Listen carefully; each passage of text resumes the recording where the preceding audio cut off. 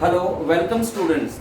Now today I am going to start another chapter, that is acids, bases and salts. Okay. Now this chapter is basically the second chapter in chemistry, which is again a very important chapter from examination point of view. And in this I'll start with acids. Now let us just see this. Okay.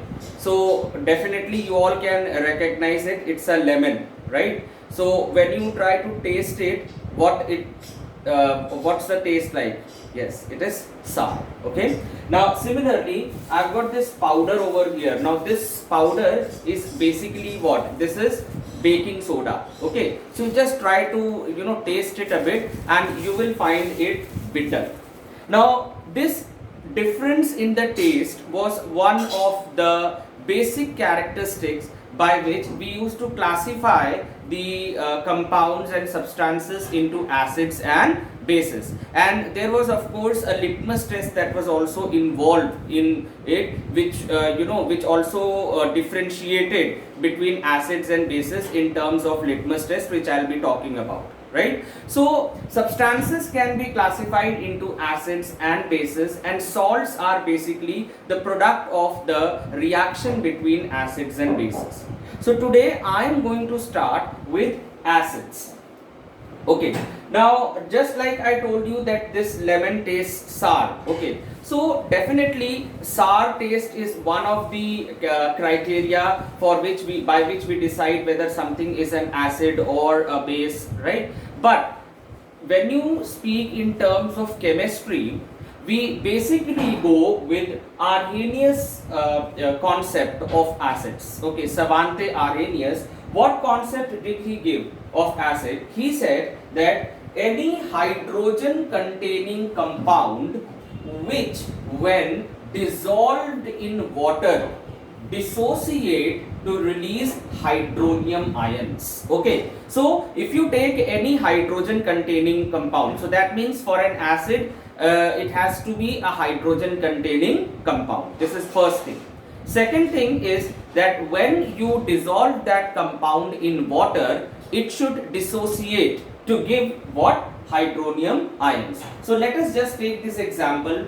This is what? Hydrochloric acid. Now by now you all know the formulas of some very important acids which we use in our laboratory, right? So this is hydrochloric acid. When you dissolve it in water, it will dissociate to give aqueous hydrogen ions and chloride ions. Okay. Now this hydrogen ion, when it combines with water, it will give hydronium ions. And because of this hydronium ion, this HCl is an acid.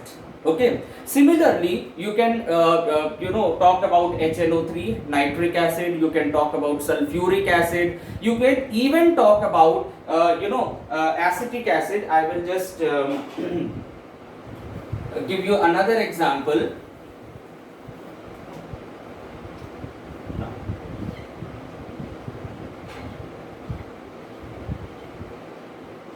Okay, now this is basically known as ethanoic acid. It's an organic acid. I'll be talking about it. So ethanoic acid, again, when you dissolve it in water, it will dissociate into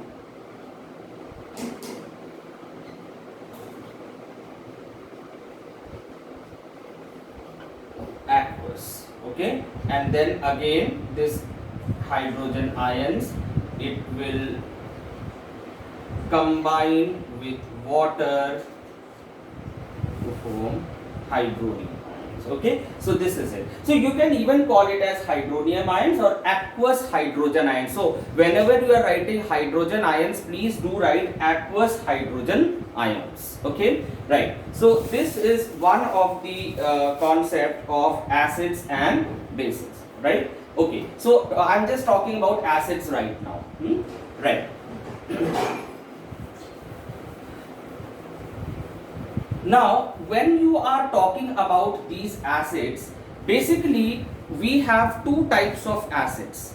One is organic acid and other is mineral acids. Okay. Now, organic acids are basically weak acids which are which are derived from living organisms. So you, just like I told you that this particular lemon, it has got acid in it. So we have derived it. This acid is present in a plant. Okay, it's a living organism. So which acid is present in it? Citric acid. So this is an organic acid. Okay, similarly we have acids in various other substances. So I'll just talk about these organic acids. I am rubbing it.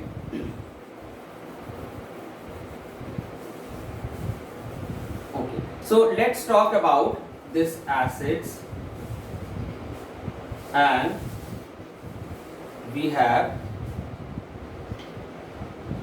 organic acids and mineral acids. Okay, so organic acids can also be called as natural acids, and they are weak. I'll be talking about weak and strong acids also.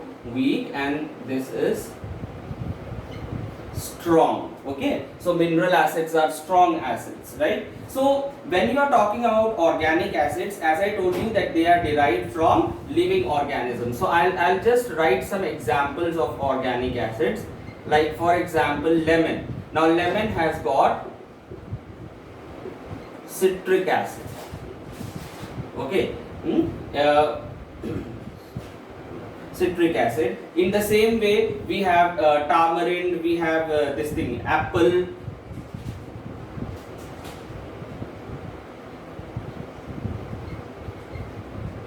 Malic acid.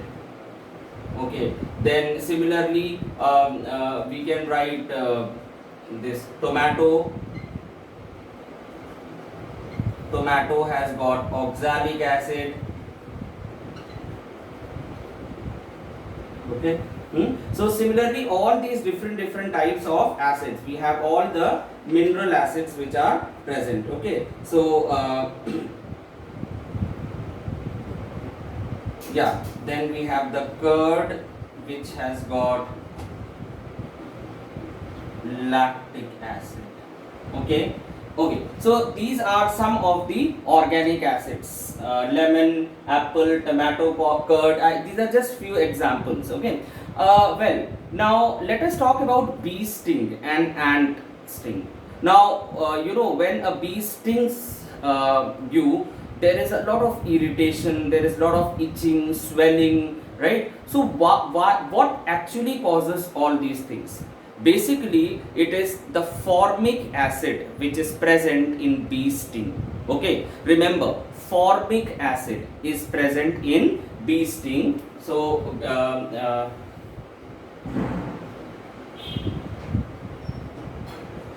I'm just rubbing it and I'm writing because bee sting, and you have formic acid. Okay, formic acid is also known as methanoic acid. Okay, methanoic acid, and this is the formula for this formic acid. Okay, so bee sting, wasp, and all these, they have this formic acid which causes irritation in the skin, right?